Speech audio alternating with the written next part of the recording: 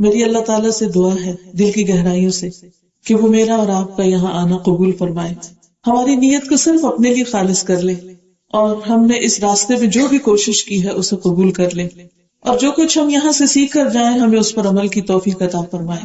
آج انشاءاللہ العزیز میں آپ کے ساتھ نیک اعمال کی قبولیت کی شرائط پہ بات کروں گی کہ نیک عمل کب قبول ہوتے ہیں، نیک عمل کا فائدہ کب ہوتا ہے۔ کیونکہ بعض اوقات ہم یہ کہتے ہیں کہ ہم نے بہت دعائیں کی، ہماری دعائیں نہیں سنی گئی، ہم نے اتنے صدقہ خیرات کیے لیکن اس کا کوئی فائدہ ہی نہیں ہوا، ہم نے اتنی نمازیں پڑھی لیکن ہمارا کام ہوا ہی نہیں، تو اب ہم نہ نماز پڑھتے ہیں، نہ ذکر کرتے ہیں، نہ صدقہ کریں گے، ہم اب کچھ نہیں کریں گے کیونکہ ہمیں اس کا کوئی فائدہ نہیں۔ یہ تو دنیا کی بات ہے، لیکن کچھ لوگ قیامت کے دن بھی ایسے ہوں گے جو اپنے خیال میں بہت کچھ لے کے جانے والوں میں سے ہوں گے، ڈھیروں عمل، بڑے بڑے عمل، بڑے بڑے کارنامے، حتیٰ کہ ان میں سے کوئی شہید ہوگا یعنی اپنی جان دے کے گیا ہوگا، کوئی سب سے زیادہ سخی ہوگا، کوئی سب سے زیادہ علم والا ہوگا، بہت خوبصورت قرآن پڑھتا ہوگا، لیکن جب وہ وہاں جا کر ان اعمال کی جزا دیکھیں گے، بدلہ دیکھیں گے تو زیرو، کچھ بھی نہیں، بلکہ الٹا ان کو چارج کیا جائے گا کہ تم یہ سب نیکی کے کاموں کا اشتہار دے کے دھوکہ بازی کر رہے تھے، تمہارا مقصد اللہ کی رضا نہیں تھا، تمہارا مقصد دنیا کے فائدے اٹھانا تھا، تم یہ سارے کام دنیا کی خاطر کرتے رہے، لہذا ان کا بدلہ تمہیں دنیا میں مل گیا، اور اس دھوکہ دہی پر آج تمہیں سزا دی جائے گی، کیونکہ ایسے لوگ دراصل اللہ سبحانہ وتعالیٰ کو دھوکہ دے رہے ہیں اور اللہ کے بندوں کو دھوکہ دے رہے ہیں، اور یہ سراسر منافقت ہے، اور منافقت کا گناہ سب سے بڑا گناہ ہے، منافق کی سزا کافر سے بھی بڑی ہے۔ قرآن مجید میں آتا ہے ان المنافقین فی الدرک الاسفل من النار، کہ منافق جہنم کے سب سے نچلے بیڑے میں ہوں گے، وہ بظاہر مسلمان نظر آتے ہوں گے، بظاہر بڑے بڑے نیک کام کرنے والے ہوں گے، لیکن ان کے ان اعمال کا کوئی بھی بدلہ نہیں دیا جائے گا، کیونکہ انہوں نے یہ کام صحیح طریقے پر نہیں کیے، صحیح مقصد کے ساتھ نہیں کیے، صحیح راستے میں نہیں کیے، انہوں نے کوشش تو کی لیکن اللہ کی رضا کے لیے نہیں تھی، انہوں نے محنت تو کی لیکن محمد صلی اللہ علیہ وسلم کے بتائے ہوئے طریقے کے مطابق نہیں تھی، انہوں نے ایک کام تو کیے لیکن اس میں اخلاص نہیں تھا، وہ خالص نہیں تھے، پیور نہیں تھے، اس میں اور چیزوں کی ملاوٹ ہو گئی تھی، اس میں بدعات بھی شامل ہو گئی تھی۔ ایسے لوگ عاملۃ ناصبہ، عاملۃ ناصبہ، کام کر کر کے تھکے ہوئے ہوں گے لیکن جزا کے اعتبار سے، بدلے کے اعتبار سے ان کے لیے کچھ بھی نہیں ہوگا۔ اور یہ کتنی سکیری بات ہے کہ ایک انسان دنیا میں یہ سمجھتا رہے کہ اسے بہت کچھ ملنے والا ہے اور آخرت میں جائے تو اس کے اعمال نامے میں کچھ بھی نہ ہو۔ اس سے زیادہ تکلیف کی بات اور کیا ہو سکتی؟ یہ بالکل ایسے ہی ہے کہ جیسے آپ اپنا بیگ جیولری کا بھر کے رکھیں اور اس کے بعد جب گھر واپس آئے تو بظاہر بیگ یوں نظر آئے جیسے بھرا ہوا ہے، اور جب آپ پہننے کے لیے اس میں ہاتھ ڈالیں تو اس میں کچھ بھی نہ ہو، بتائیے اس وقت آپ کا حال کیا ہوگا؟ آپ کہیں گے کہ میں نے اپنے ہاتھ سے یہاں سب کچھ رکھا ہے اور میں بھولی نہیں ہوں، میرا یہ سیٹ اسی بیگ کے اندر تھا، لیکن ابھی نہیں ہے، کہاں گیا؟ اس کے بعد دل کی بے چینی کا حال کیا ہوگا؟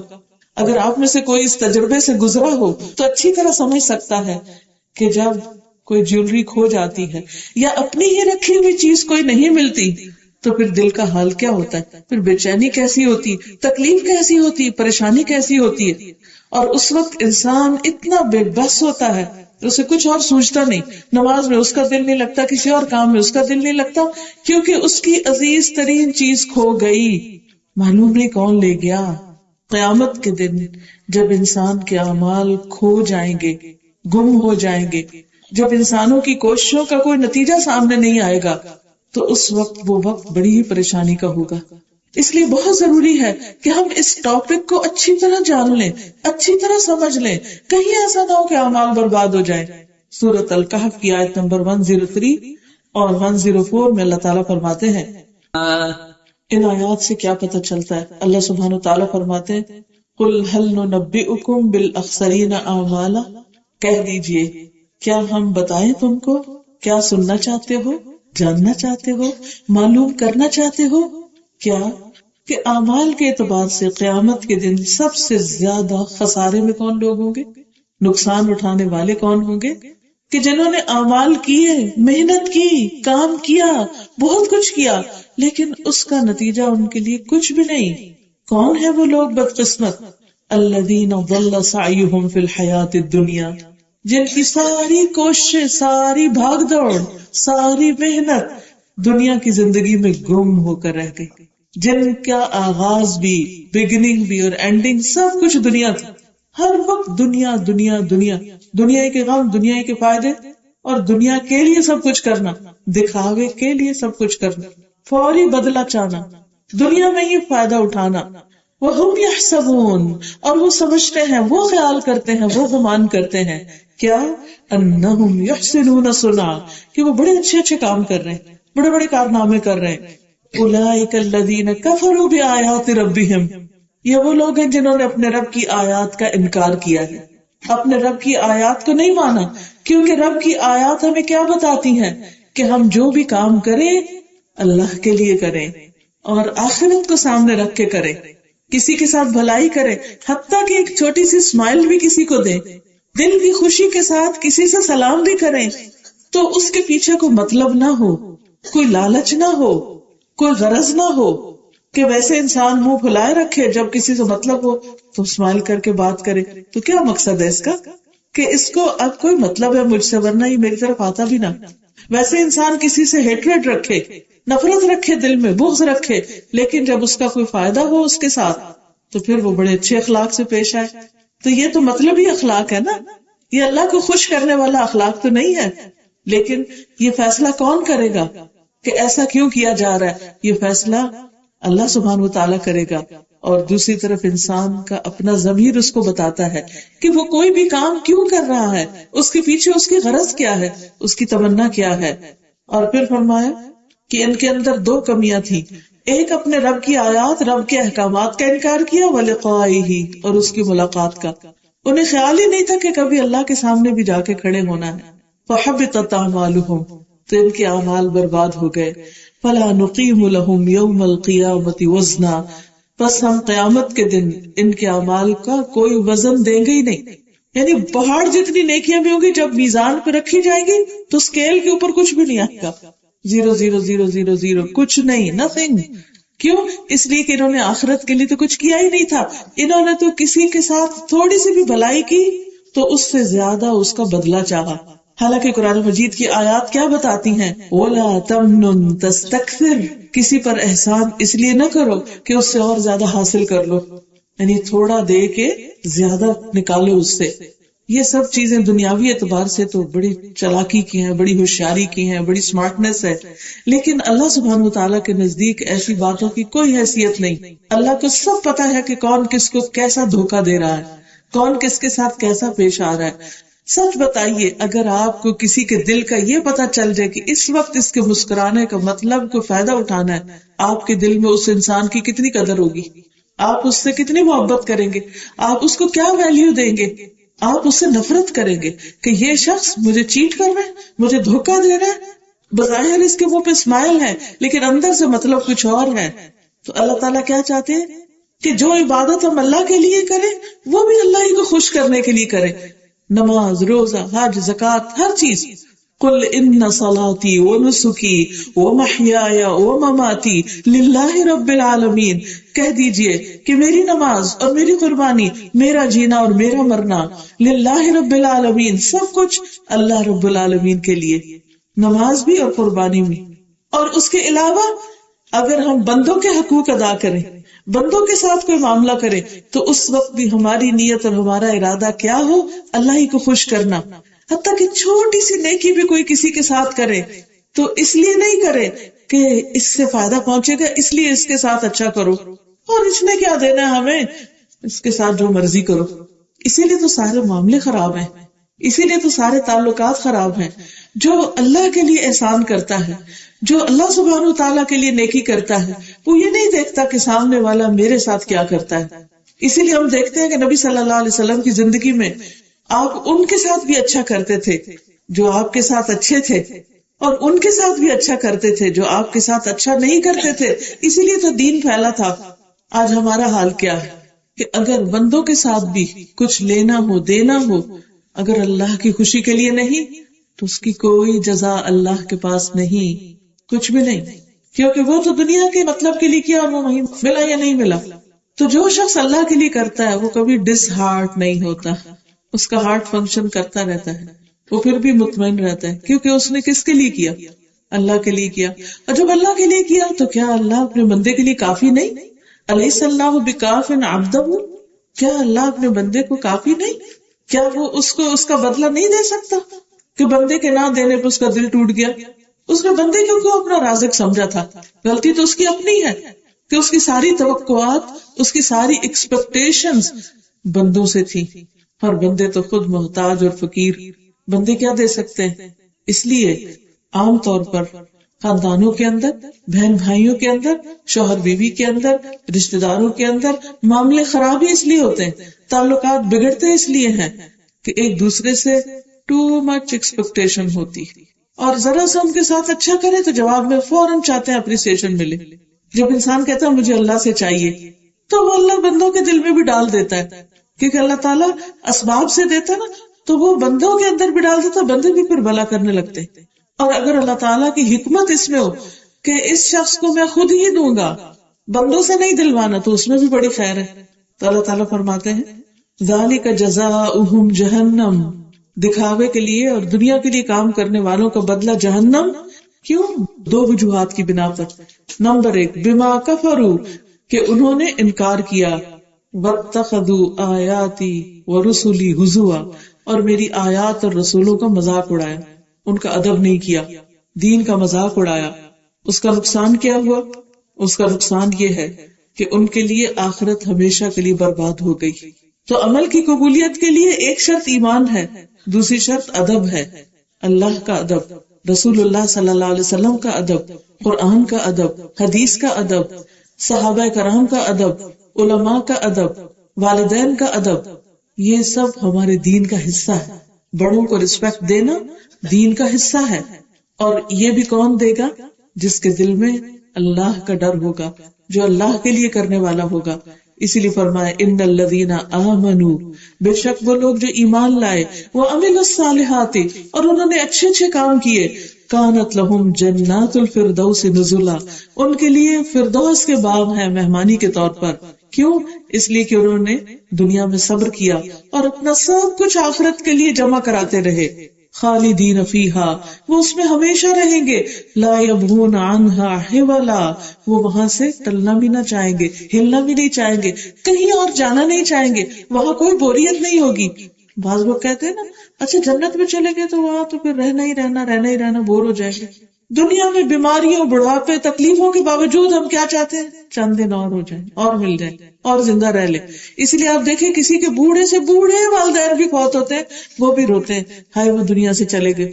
کیوں بھائی؟ جانا ہی تھا، اس سے پریشانی کی کیا بات ہے. لیکن ایک رشتہ ہوتا ہے نا، ایک تعلق ہوتا ہے، تو جدائی از آلویز پینفل.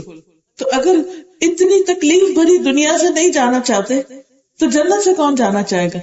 یہ صرف ایک دھوکہ ہے شیطان کا جو انسان کے اندر وہ ڈالتا ہے. بہرحال ہم میں سے ہر شخص یہ چاہتا ہے کہ اس کی کوششوں کی قدر کی جائے، اس کو اپریشیٹ کیا جائے، اس کو کام کرنے پر معاوضہ ملے، اسے کچھ حاصل ہو. اسی لیے آپ ورک کرتے ہیں، اسی لیے آپ جابس کرتے ہیں، اسی لیے آپ گھر سے نکلتے ہیں.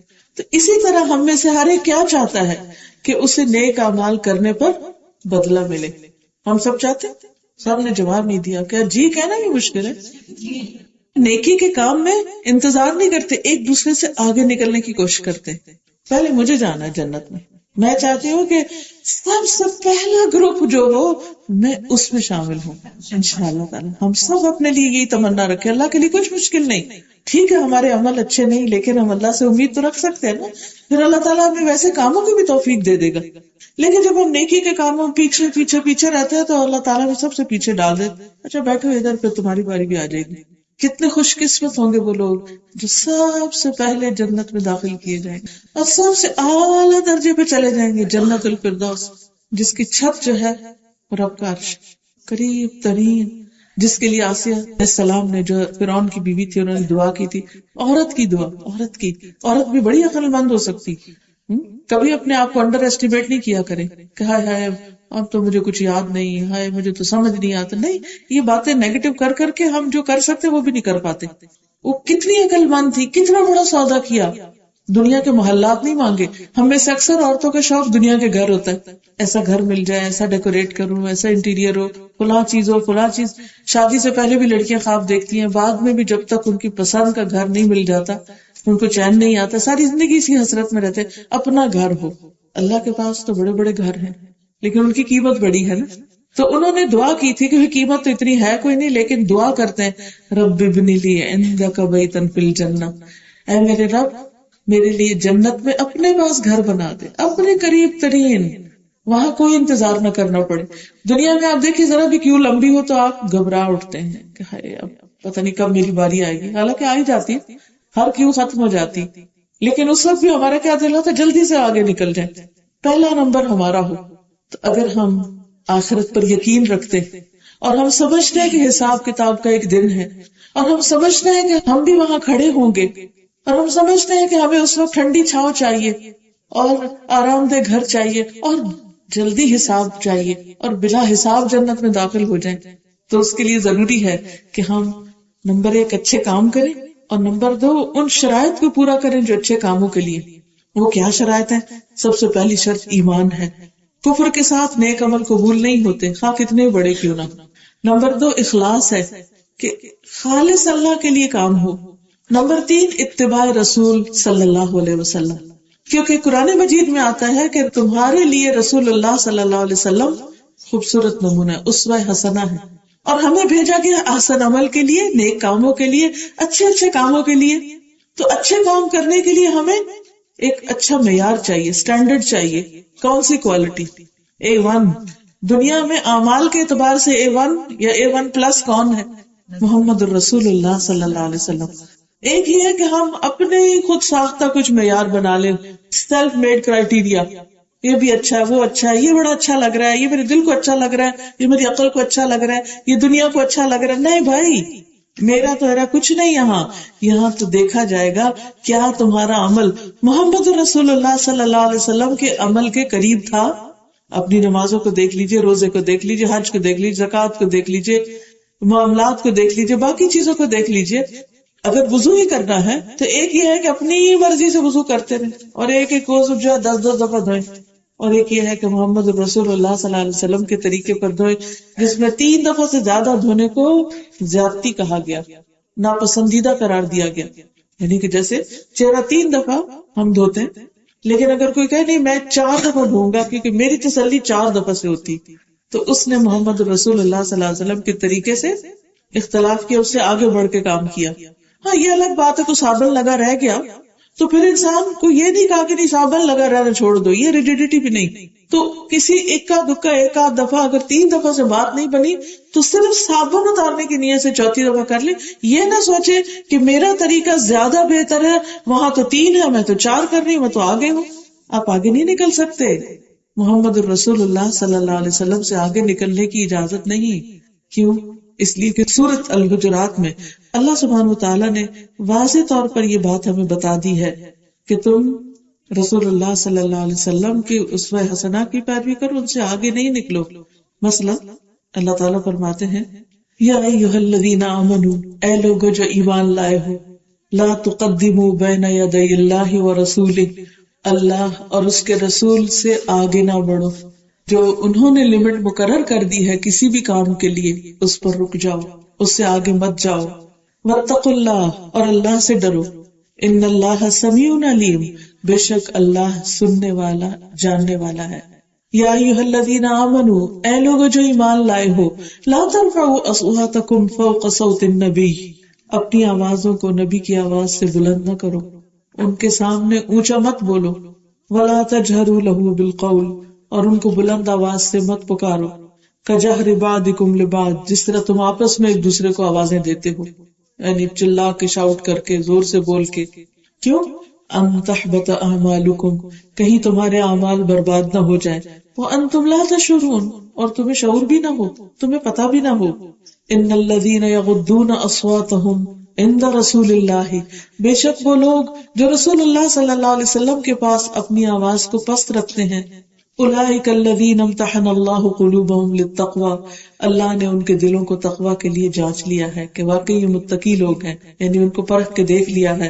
لہم مغفرۃ واجر عظیم، ان کے لیے بخشش اور اجر عظیم ہے. تو اس سے کیا بات پتہ چلتی ہے کہ ہمیں نبی صلی اللہ علیہ وسلم کا ادب کرنا ہے، احترام کرنا ہے. اور وہ احترام کیا ہے کہ ہم ان سے آگے نہ بڑھیں، ان کے حکم، ان کے کام، ان کے طریقے، ان کی سنت کو چھوڑ کر کچھ اور نہ کریں، اپنی سنتیں مت بنا لیں، ان کو چھوڑ کر کسی اور کی پیروی نہ شروع کر دیں. کیونکہ بعض لوگ یہ کہتے ہیں ہاں ہم قرآن کو تو مانتے ہیں لیکن ہم حدیث کو نہیں مانتے. حالانکہ سوچا جائے کہ حدیث کو ماننے کا حکم کس نے دیا؟ وہ بھی اللہ تعالیٰ نے دیا. رسول اللہ صلی اللہ علیہ وسلم کی اطاعت کا حکم بھی اللہ تعالیٰ نے دیا.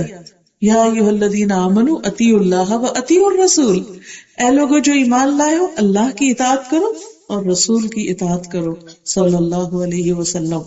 ان کی بات مانو، ان کی فرما برداری کرو، ان کے پیچھے پیچھے چلو. اگر تم ایسا کرو گے تو تمہیں اللہ کی محبت ملے گی.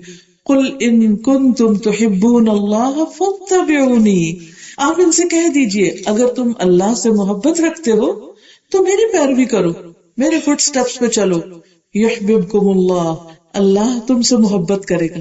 یعنی جس کو یہ چاہیے کہ اللہ تعالیٰ اس سے محبت کرے تو وہ اپنے اعمال کس کی طرح کر لے، کس کے پیچھے چلے، کس کو لیڈر مانے، کس کو فالو کرے؟ محمد الرسول اللہ کو. ویغفر لکم ذنوبکم، فائدہ کیا ہوگا؟ اللہ کی محبت ملے گی اور وہ تمہارے گناہوں کو معاف کر دے گا. تو ہمارے دل میں کیا جذبہ ہونا چاہیے کہ ہم اپنی زندگی کو نبی صلی اللہ علیہ وسلم کے طریقے کے مطابق گزاریں گے. جب یہ ہماری سوچ بن جائے گی تو پھر ہم سیرت کا مطالعہ بھی کریں گے، حدیث بھی پڑھیں گے اور چھوٹی چھوٹی سنتوں کی پیروی شروع کر دیں گے، اور اسی میں دنیا اور آخرت کی کامیابیاں ہیں. کیونکہ صحابہ نے رسول اللہ صلی اللہ علیہ وسلم کو اپنا لیڈر مانا اور ان کے پیچھے چلے تو کس طرح دنیا میں بھی کامیابی حاصل کی. آج مسلمان کیوں ذلیل ہو رہے ہیں، کیوں رسوا ہو رہے ہیں؟ اس لیے کہ ہم نے اخلاق نبوی چھوڑ دیا، ہم نے آپ جیسی نمازیں چھوڑ دی، آپ کی طرح کے روزے چھوڑ دیے، آپ کی طرح کے باقی معاملات چھوڑ دیے اور ان چیزوں میں اپنی مرضیاں شروع کر دی.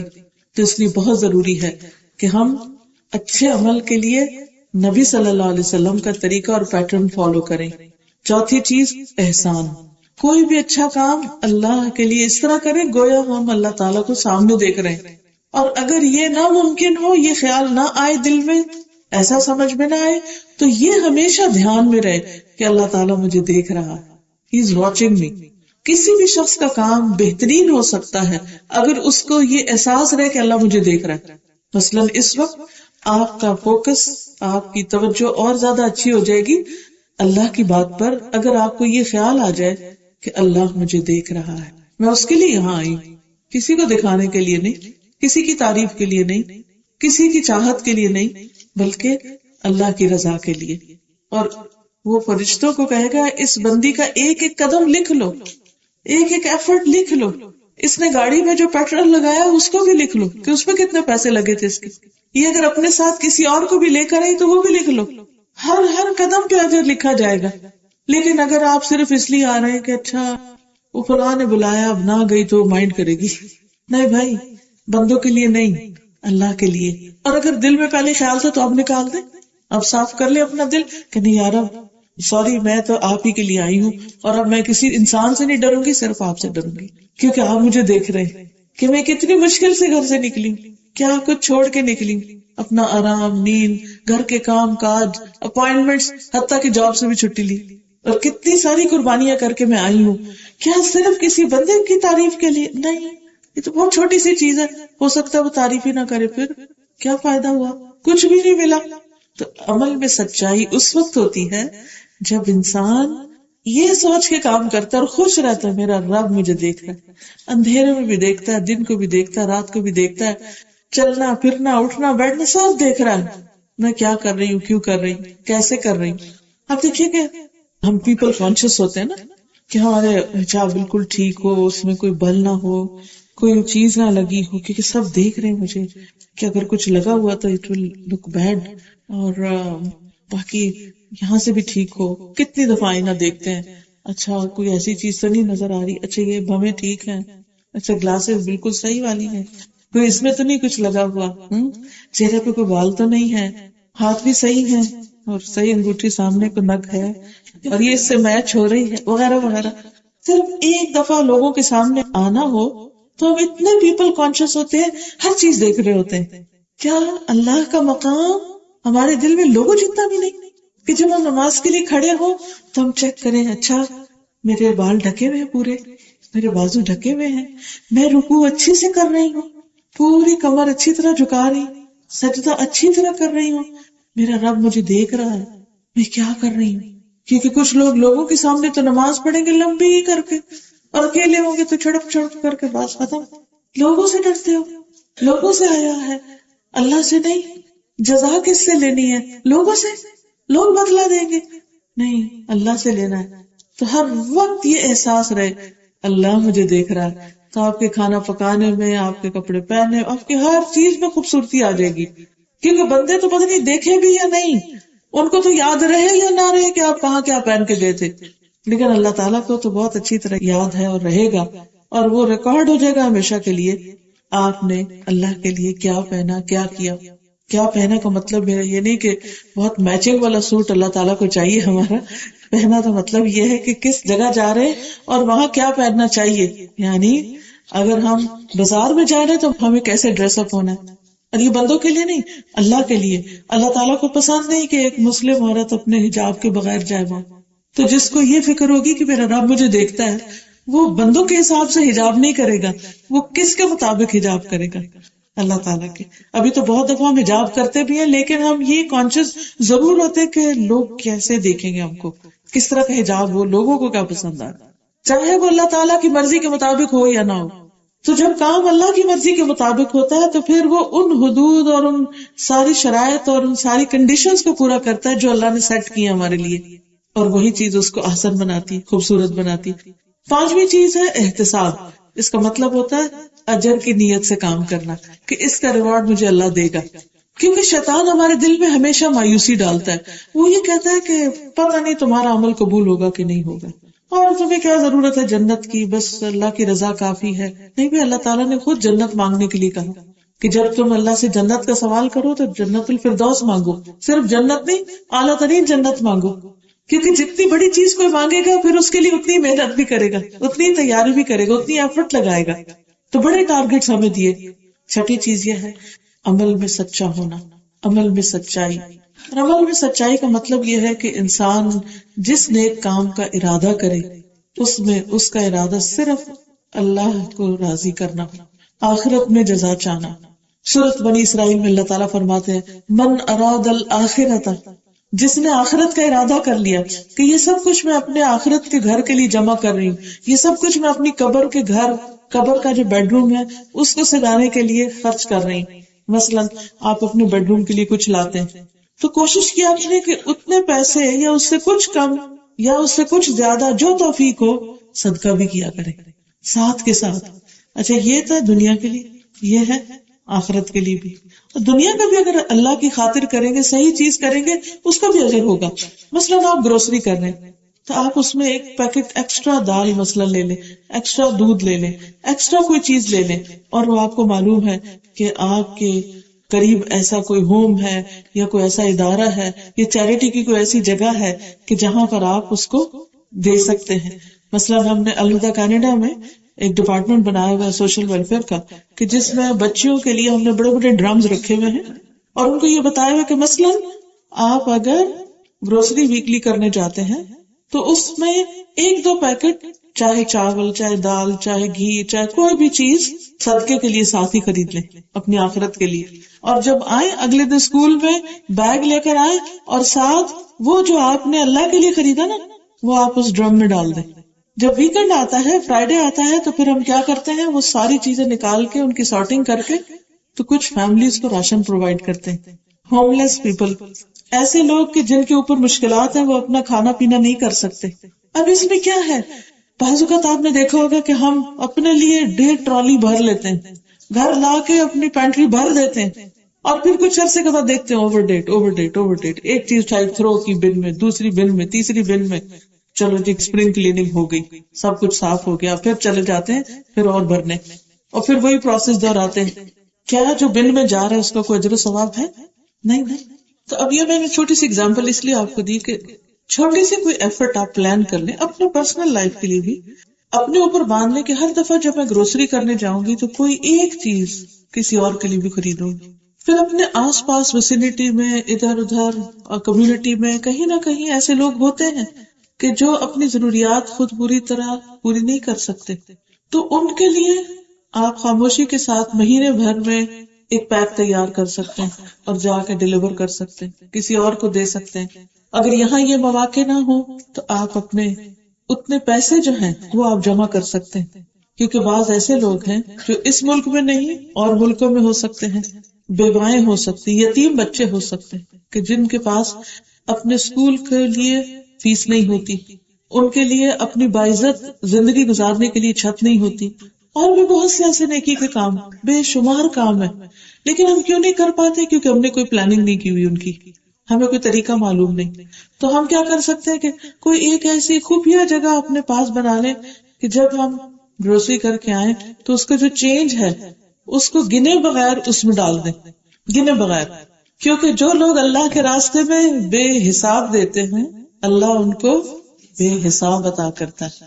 آپ تجربہ کر کے دیکھ لیں کہ ہر وقت پینی پینی نہیں گنے، بس اللہ تعالیٰ جو بھی تو نے دیا یہ تیرے لیے اور اس کا تو حساب کرنے والا ہے. تو انشاءاللہ یہ چھوٹی چھوٹی ایفرٹس جو صرف اللہ کے لیے، جن کا بدلہ آپ صرف آخرت میں چاہتے ہوں، اللہ سبحانہ وتعالیٰ ضرور اس کا بدلہ عطا کرے گا. یہ چیزیں انسان کے اندر اپنے کام کے اندر سچائی پیدا کر دیتی کہ یہ صرف اللہ کے لیے ہے. پھر اسی طرح اچھے عمل کی قبولیت کی ایک شرط اور یہ ہے کہ جو بھی عمل کرے اللہ کی محبت میں کرے. جیسے قرآن مجید میں آتا ہے وَيُطْعِمُونَ الطَّعَامَ عَلَىٰ حُبِّهِ، وہ اللہ کی محبت میں کھانا کھلاتے ہیں. یہ جو آپ گروسری کا حصہ ڈال رہے ہیں نا، اللہ کی محبت میں ڈال رہے ہیں. اللہ اپنے محبت کی سچائی کے طور پر تیرے راہ میں ایک گفٹ ہے. اور پھر اس کے ساتھ ہمبلنس بھی ہو، کیونکہ عبادت دو چیزوں سے مل کے بنتی ہے، ایک طرف شدید محبت اور ایک طرف شدید عاجزی کہ اللہ تعالیٰ میں کچھ بھی نہیں، I'm nothing. تو نے اگر مجھے مال دیا ہے، کیونکہ تکبر کس بنا پہ ہوتا ہے؟ یا تو کسی کے پاس بہت نالج ہوتا ہے، یا بڑا خوبصورت ہوتا ہے، یا بڑا مالدار ہوتا ہے، یا دنیا میں کوئی اس کا بڑا نام ہوتا ہے. تو یہ جتنی بھی نعمتیں زیادہ ہوتی جاتی ہیں نا، اتنا انسان کے اندر اپنی بڑائی کا احساس بڑا زیادہ ہونے لگتا ہے. I am something. جب اچھی جاب مل گئی، بڑا گھر مل گیا، بڑی گاڑی مل گئی، تو یہ چیزیں عام طور پر انسان کے اندر ایک اطراحٹ پیدا کر دیتی ہیں. اس سے بچنا بڑا ضروری ہوتا ہے، کیونکہ یہ انسان کی ساری نیکیوں کو برباد کر دیتی ہیں. قارون کے پاس کیا کم خزانے تھے، لیکن جب وہ اترا کے نکلا تو اللہ تعالیٰ کو بہت غصہ آیا اس پر اور اس کو زمین میں دھسا دیا. تو قیامت تک نیچے نیچے نیچے نیچے ذلیل ہوتا جائے گا. حالانکہ کہتے ہیں بہت بڑا عالم تھا تورات کا، بہت کچھ جانتا تھا، لیکن اس کا علم بھی اللہ کو نہیں چاہیے، اس کا اسٹیٹس اور مال دولت نہیں چاہیے، کیونکہ یہ اگر ہمارے پاس کچھ بھی ہے کس نے دیا؟ اللہ نے دیا ہے. وہ کسی اور کو بھی دے سکتا تھا. تو جب اللہ نے دیا ہے تو اللہ کی راہ میں خرچ کرنا ہے، اللہ کی پسند کے مطابق خرچ کرنا ہے. اور جب اللہ کی پسند کے مطابق کرنا ہے تو اللہ کی محبت میں کرنا ہے. آپ دیکھیے جس سے انسان کو محبت ہوتی ہے اس کے لیے انسان کیا خرچ کرتا ہے؟ سب سے قیمتی چیز، سب سے بہترین چیز، سب سے اچھی چیز. یعنی جب آپ کو کسی سے بھی محبت ہوتی تو آپ اس کو ضرور کچھ دینا چاہتے تاکہ میں شو کر سکوں. اور ہم عام طور پر مٹیریل چیزوں کے ساتھ محبت کا اظہار کرتے ہیں نا، حالانکہ ضروری نہیں ہوتا کہ مٹیریل ہی ہو. کسی کی کیئر، کسی کی خدمت، کسی کے کام آنا، کسی کی بیماری میں اس کا خیال کرنا، کسی کے پاس علم نہیں تو اس کو علم دینا، کوئی بیمار ہے تو اس کا علاج کروا دینا، یعنی کوئی بھی طریقہ ہو سکتا ہے اپنی اس محبت کے اظہار کا. تو جب اللہ تعالیٰ سے ہمیں سچی محبت ہوتی تو ہم اس کے اظہار کے لیے کچھ نہ کچھ کرتے رہتے ہیں، دائیں بائیں آگے پیچھے چھوٹا بڑا ہر موقع سے فائدہ اٹھانے کی کوشش کرتے ہیں. اور ہمارے دل کا کنیکشن اللہ کے ساتھ ہوتا ہے، اللہ تیرے لیے، اللہ تیرے لیے، اللہ تیرے لیے. خاص طور پہ جب ایسے لوگ دیتے ہیں جو پلٹ کے شکریہ بھی نہیں کہتے، تو ایسے ہی لوگ اللہ کے محبوب ہوتے ہیں. وہ کیا کرتے ہیں؟ وَيُطْعِمُونَ الطَّعَامَ عَلَىٰ حُبِّهِ مسکینا و یتیما و اسیرا. مسکین، یتیم اور قیدی کو کھلاتے ہیں، انما نطعمکم لوجہ اللہ، ہم تمہیں اللہ کے لیے کھلا رہے ہیں، لا نرید منکم جزاء ولا شکورا، ہم تم سے کوئی جزا بدلہ نہیں چاہتے اور شکریہ بھی نہیں چاہتے، تھینک یو نہیں چاہتے ہم تم سے، کیونکہ ہمیں تو اللہ کی محبت چاہیے، تمہارا تھینک یو نہیں چاہیے۔ جب انسان کے اندر اتنی بے غرضی آ جاتی ہے تو یہی اس کے عمل کی سچائی ہوتی ہے، اور یہی دراصل اس کے کاموں کے اندر کنٹینیوٹی لاتی ہے۔ پھر کچھ لوگ ہوتے ہیں نا، ایک دفعہ اچھا کام کیا پھر چھوڑ دیا، پھر اچھا کیا پھر چھوڑ دیا، ایسے لوگوں کے کام کبھی بھی چھٹتے نہیں، کیونکہ ان کے اندر سے اللہ کی محبت ختم نہیں ہوتی۔ نیک کام اللہ کی محبت اور بڑھاتا ہے، وہ محبت اللہ کی طرف اور جانے مدد دیتی، جب اور آگے جاتے تو اور محبت بڑھ جاتی، تو وہ گراف اوپر اوپر اوپر جاتا چلا جاتا ہے۔ پھر اس کے بعد اللہ کی ملاقات کا شوق اور آخرت کا خوف، یہ دونوں چیزیں ساتھ ساتھ چلتی۔ مرنے سے ڈر بھی لگتا ہے، موت سے بھی ڈر لگتا ہے، موت کا ذکر سن کے گھبراہٹ اور پریشانی بھی ہوتی، لیکن دوسری طرف یہ بھی ہوتا ہے کہ اللہ سے ملاقات کریں گے، کیونکہ اللہ سے ملاقات کے لیے یہ برج کراس کرنا ہی پڑے گا۔ آپ دیکھیں نا، مرے بغیر تو کوئی بھی اللہ سے ملاقات نہیں کر سکتا، اور مرنا اچھا بھی نہیں لگتا۔ تو یہ ایک عجیب کمبینیشن ہوتا ہے کہ پھر انسان بہادری سے جان دیتا ہے، بزدلی سے نہیں۔ انسان کہتا ہے کہ نہیں، انشاءاللہ اس کے بعد مجھے اپنے رب سے ملاقات کا یقین ہے، میں اللہ سے ملاقات اس حال میں کرنا چاہتا ہوں کہ وہ مجھ سے راضی ہو، میں اس سے راضی ہوں، وہ مجھے دیکھ کے خوش ہو جائے اور مجھے اپنے مقرب بندوں میں شامل کر لے۔ یہ ایسی شدید اس کی خواہش بن جاتی کہ پھر وہ دنیا کی ہر چیز اس کے لیے قربان کرنے کو تیار ہو جاتا ہے، حتیٰ کہ وہ اپنی جان بھی دے دیتا ہے۔ اسی لیے شہید کا مرتبہ ہر چیز سے بڑھ کر ہے۔ 9ویں چیز ہے اللہ کی کتاب یعنی قرآن مجید جب پڑھے تو اس کا اثر قبول کرے، اور کسی بھی نیک کام کو اللہ کا حکم سمجھ کے کرے، کسی بزرگ یا استاد یا ٹیچر یا آرگنائزیشن یا کسی پیر فقیر یا کسی اور کا حکم سمجھ کے نہیں کرے۔ مثلا آج آپ یہ سن رہے ہیں تو جا کے اگر کوئی بھی عمل کرنے لگے تو آپ کہ یہ میرے اللہ کا حکم ہے، اللہ تعالیٰ کی محبت میں کر رہی ہوں، یہ نہیں کہ وہ ڈاکٹر فرد نے کہا تھا اس لیے کر رہی ہوں۔ نو، میرا حکم سمجھ کے کوئی کام نہیں کرنا، سب کچھ کس لیے کرنا ہے؟ اللہ کی رضا، اللہ کی محبت اور اللہ کے حکم اور رسول اللہ صلی اللہ علیہ وسلم کی پیروی میں۔ کیونکہ جو شخص اس طریقے پر کام کرتا ہے وہ اپنے عمل میں پکا رہتا ہے، ورنہ کیا ہوگا، جس وقت ڈاکٹر فرد سامنے ہوگی تو آپ کام کر لیں گے، جب وہ چلی جائے گی تو کام چھوڑ دیں گے، تو وہ کام پائیدار نہیں ہوتے، وہ آپ کو فائدہ بھی کیا دے سکتی۔ بہت ویک فاؤنڈیشن ہوتی ہے جب انسان انسانوں کے لیے کام کر رہا ہوتا ہے یا ان کے کہنے پہ کام کر رہا ہوتا ہے۔ وہ بہت پہلے ضیاء الحق قاسمی کا ایک آرٹیکل تھا، ابا جی کی نماز۔ ابا جی کی نماز کیا ہے کہ جب ابا جی کہیں تو نماز پڑھ لیں، اور جس دن ابا جی گھر پہ نہ ہو یا وہ کہنا بھول جائے یا وہ سو کے نہیں اٹھے تو نماز ہی کوئی نہیں۔ دھکا دے دے کے دوسرے پیچھے پڑھ کے یہ کام کرائے تو کام کرے، نہ کہے تو کام ہی نہ کرے۔ ایسے نہیں، اللہ تعالیٰ ہر وقت دیکھتا ہے، ہر وقت سنتا ہے۔ لا تأخذہ سنۃ ولا نوم، نہ اس کو نیند آتی ہے نہ اونگ آتی ہے، ہم سو رہے ہوتے ہیں وہ جاگ رہا ہوتا ہے، ہم بھول جاتے ہیں وہ یاد رکھتا ہے۔ تو اس لیے کسی بھی اچھے کام کے لیے مضبوط بنیاد پر بنائیں، فاؤنڈیشن اچھی ہونی چاہیے تاکہ آپ ویک نہ ہو، شیکی نہ ہو، اور آپ کے اچھے عمل کی بنیاد نیچے نہ آ پڑے۔